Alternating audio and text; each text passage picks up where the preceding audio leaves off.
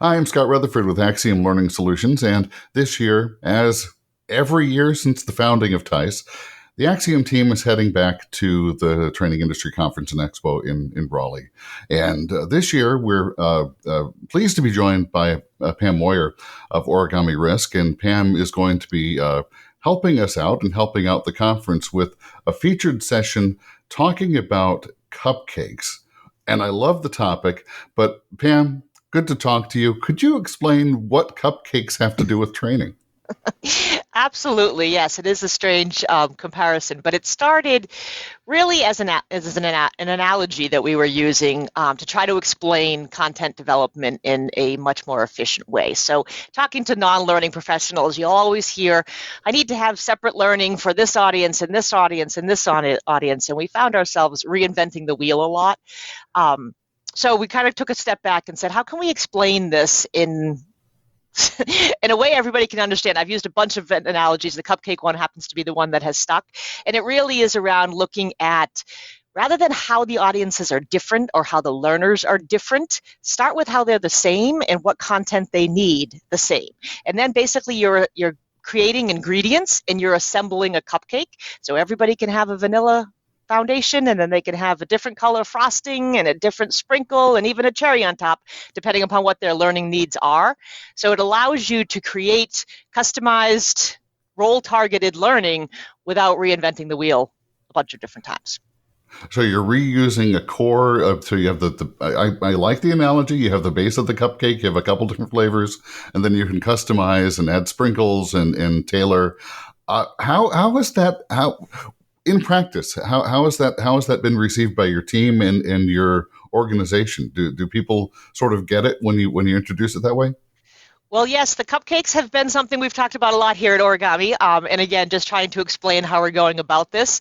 And for my team on the learning side, it really allows us to, because we've tried this in the past with like learning content management systems, and we're trying to say, source of truth, create it once, use it in multiple audiences, which we've tried over the years. But I have found that if you don't go into designing it that way, you still get hung up later on. So if you go into designing it, that I'm going to just create this piece that's going to live by itself, that's going to be available by itself, that can be put into this cupcake for one person and a different cupcake for somebody else, it really comes down to the strategy and how you're designing it to begin with. You've got to make sure that it's targeted at just the learning objective, and then you can assemble those together.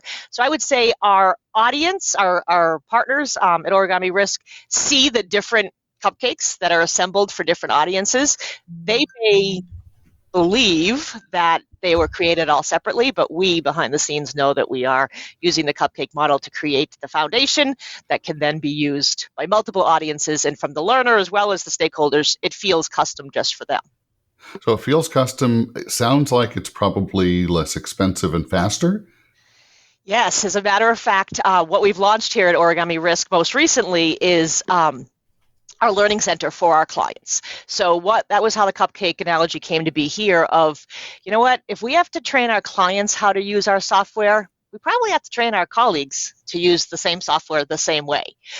So rather than saying this is the training for clients and this is the training for colleagues, that's how we went about it with, okay, everybody needs to know how to log into the system. So let's create that vanilla cupcake system, audience agnostic, that it would apply to whomever needs to do this for whatever reason.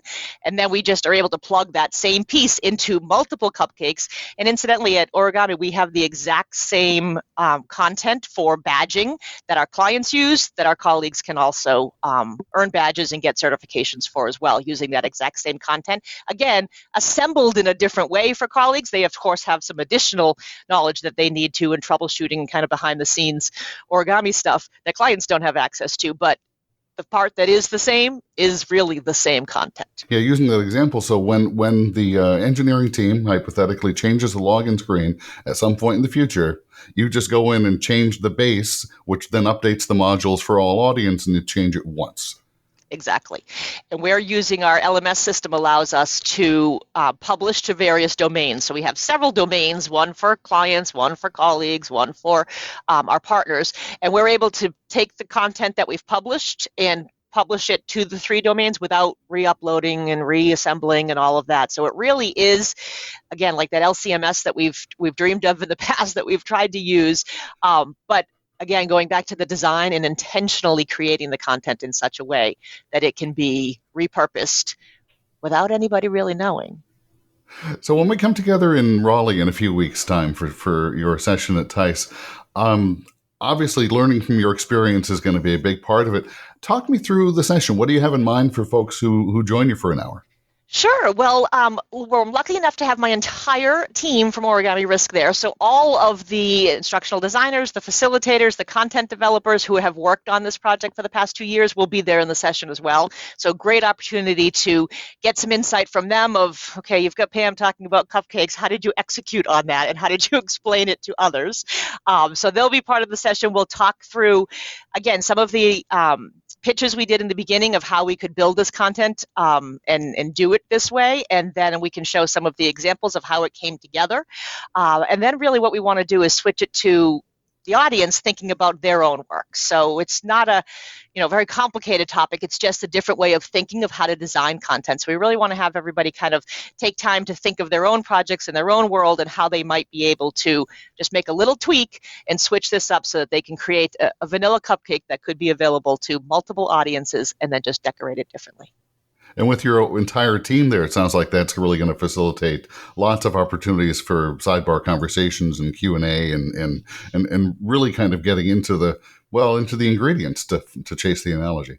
Yes, absolutely. And then again, from those practitioners who are actually doing it, me, right, concept, thinking about it, strategy, that sort of thing, but they've actually made it come to life. So I think it's a great opportunity to have those conversations and kind of really take a look behind the scenes and even get some input and advice on your own. If you have a project that you're going to do and think through it, we can give you some feedback and ideas and just even some lessons learned of, it wasn't all easy, right? As we went through this in the past 2 years, we've had some lessons learned along the way and certainly willing to share those.